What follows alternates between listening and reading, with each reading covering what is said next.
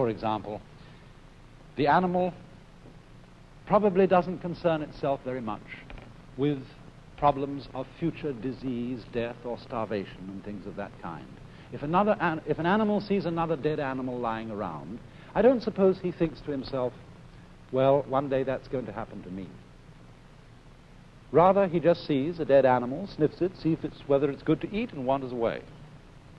But for human beings, it's entirely different, because we actually spend most of our time and a great deal of our emotional energy living in time which is not here, living in an elsewhere which is not concretely real.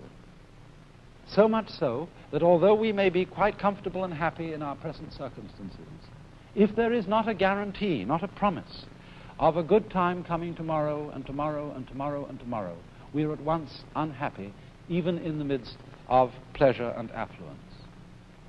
And so we develop a kind of chronic anxiety about time.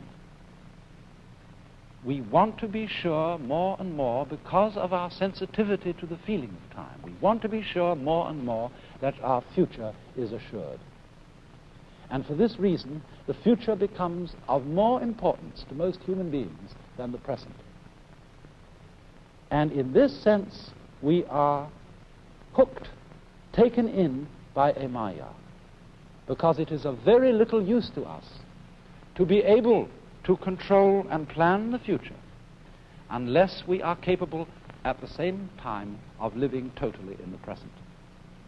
And so, when in civilized societies we spend so much of our time living for the future, we become very much like those celebrated donkeys, you know, that have a carrot fastened on a stick that's tied to the neck, you know, behind here, and it comes over, and there's the carrot dangling in front of them. And they pursue it, but can never reach it.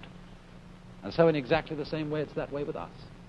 My goodness, don't you remember when you went first to school? And you went to kindergarten. And in kindergarten, the idea was to push along so that you could get into first grade, and then push along so that you could get into second grade, third grade, and so on, going up and up. And then you went to high school, and this was a great transition in life. And now the pressure is being put on. You must get ahead. You must go up the grades and finally be good enough to get to college.